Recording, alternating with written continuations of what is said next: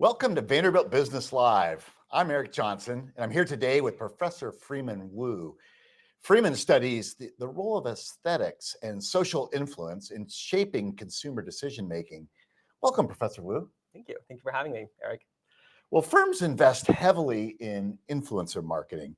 And while social media has become really an indispensable tool, there's a lot of awareness of its downsides, particularly around mental health.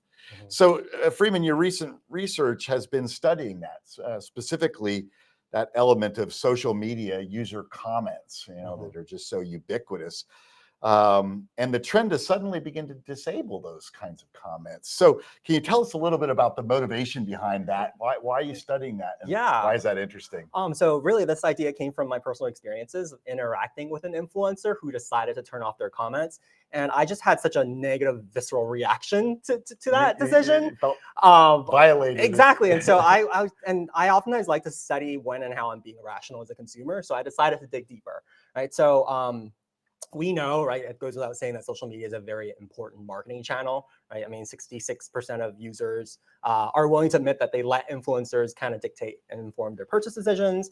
Marketers are obviously aware of this, right? They spent in just 2021 alone a whopping $2.7 billion in influencer marketing campaigns. So we know it's a big business, right? But at the same time, as you mentioned earlier on, we know social media comes a lot of baggage, right? A lot of potential downsides for mental health, right? I mean, reducing our self-esteem, increasing feelings of loneliness, and even increasing suicidal ideation as a result of cyberbullying, right? All the mean and hateful comments that people leave online for each other.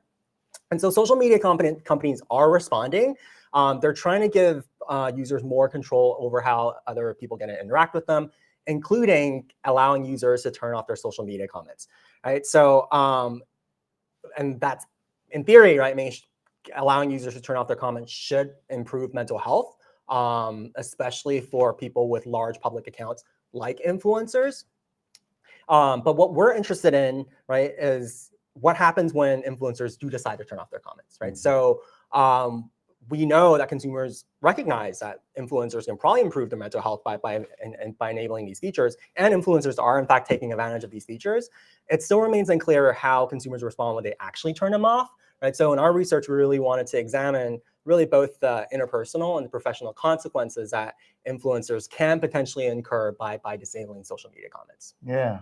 So, what are the consequences for the influencers of disabling these comments? Right. So again, consumers recognize that influencers can improve mental health by turning off comments, but they penalize them anyway. Right? So what we're finding is that when a social media influencer decides to turn off the comments, consumers perceive, right, that the influencer is not receptive to their voice. Right. So as consumers, we like having a voice. Right. We like expressing our opinions, offering feedback, offering our thoughts, especially on social media.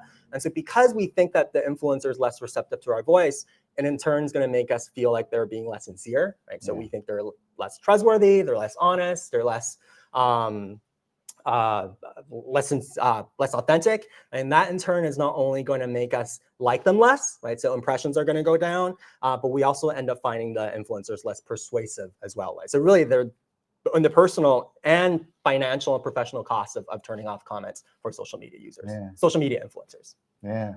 So what does this mean for the influencers, and more importantly, all the brands that depend on this form of marketing really in social media? I think our research really highlights how these like seemingly innocuous decisions on the influencer's part can really have these downstream consequences for not only influencers, for the brands that they partner with as well, right? So the goal of our research is by no means to discourage influencers from taking advantage of these mental health features. I mean, I think they exist for a reason and they're very important.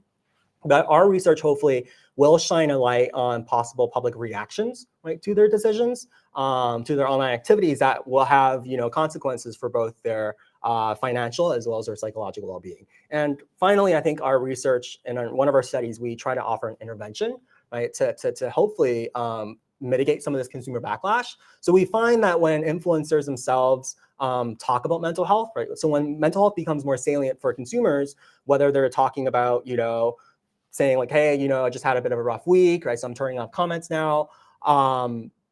when mental health becomes more salient, consumers become more forgiving, right? Suggesting that there are multiple avenues to really, I think, address some of this backlash that we see from turning off neat comments. Yeah. Well, thank you so much, Professor Wu. Yeah, thank and you. thank you for joining Vanderbilt Business Live. Thank you.